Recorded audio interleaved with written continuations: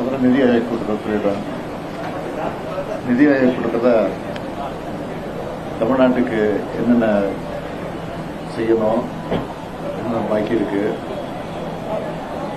அப்படின்னு ஒரு பட்டியல் போட்டு அந்த நிதி ஆயோக் கூட்டத்தில் பேசியிருக்கேன். குறிப்பாக சொல்லணும்னா பள்ளி கல்வித்துறைக்கான தமிழ்நாட்டுக்கு சேர வேண்டிய எஸ்எஸ்ஏ வெளியேற்றுவது, அதேபோல கோவை மற்றும் மதுரைக்கான மெட்ரோ திட்டங்கள், அங்குள்ள விமான நிலையங்களை விரிவாக்குறது, சென்னையில் பறக்கும் ரயில் திட்டத்தை மெட்ரோவிடம் ஒப்படைக்கணும்னு அது ஒரு கோரிக்கை வச்சிருக்கிறோம். அடுத்தது செங்கல்பட்டு திண்டிவனம் நேஷனல் ஹைவே சாலையை 8 வழிச்சாலையா ஆக்கணும்னு ஒரு கோரிக்கை வச்சிருக்கிறோம். கோவையில் எய்ம்ஸ் மருத்துவமனை அமைக்கிறதுக்கு கோரிக்கை வச்சிருக்கிறோம்.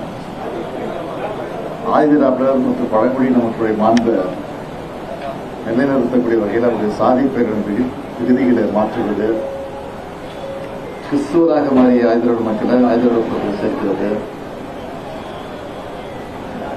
இலங்கை கடற்படையால் சிறைபிடிக்கப்பட்டிருக்கக்கூடிய இந்திய மீனவர்களை மற்றும் அவருடைய படகுகளை மீட்பது ஆகிய கோரிக்கையெல்லாம் வலியுறுத்தி அங்கே நான் பேசியிருக்கேன். அப்புறம் கூட்டம் முடிந்த பிறகு ஆய்வு கூட்டம் முடிந்து வெளி ஆய்வு கூட்டம் முடிந்த பிறகு டிரைவர்ஸ் சந்திக்க நேரம் கேட்டிருந்தேன். அங்கேயே 2 நிமிஷம் சந்திக்கிறதுக்கு வாய்ப்பு கொடுத்தது. அந்த வாய்ப்பை பயன்படுத்தி இந்த கோரிக்கையை மீண்டும் வலியுறுத்தி ஒரு போட்டி எடுத்துரைக்கிறோம். என்ன சொல்வாரு, செய்ய மாட்டேன்னு சொல்லக்கூடாது, செய்யணும்னு சொல்வாரு, செய்யறதா செய்யலாங்கன்னு போகிறோம்.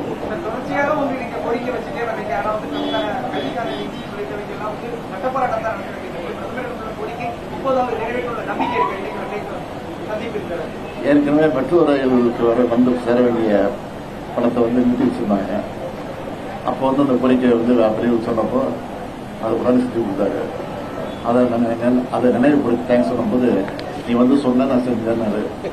அதே மாதிரி இப்போ சொல்லியிருக்கேன், எழுதி செய்யுங்கன்னு சொல்லிட்டு வந்து அது இன்னைக்கு எவ்வளவு இருப்போம்.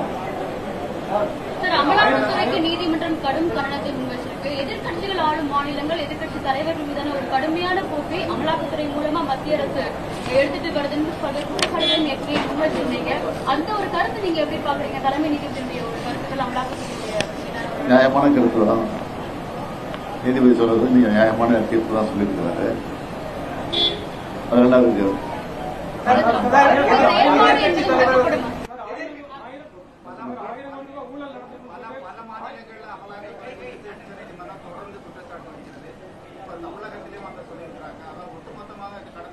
அது அரசியல் ரீதியா பண்றது.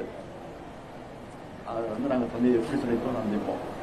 எதிர்கட்சி தலைவர் நீங்க டெல்லி வந்த பயணத்தை விமர்சிச்சிருந்தாரு. ஆனால் அதே அதிமுகவுடைய ஒரு பிரிவராக இருக்கிற புகழேந்தி அவர் தெரிவிக்கிறார், முதல்வர் வெளிப்படை தன்மையுடன் சென்று நிதியை கோரிக்கை வைத்திருக்கிறார், மறைமுகமாக அல்ல அப்படின்னு.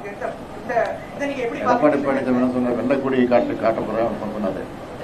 என்கிட்ட வெள்ளக்கொடி இல்ல, அவர்கிட்ட இருக்கிற மாதிரி காவி கூட என்கிட்ட இல்ல.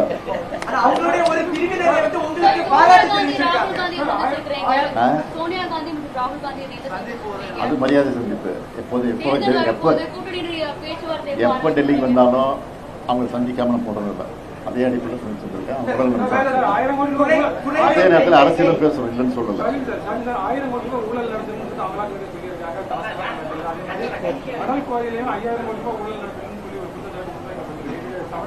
அதெல்லாம் குத்தலாட்டம், பொய், தேவையில்லாம பிரச்சாரம் பண்ணிட்டு இருக்காங்க.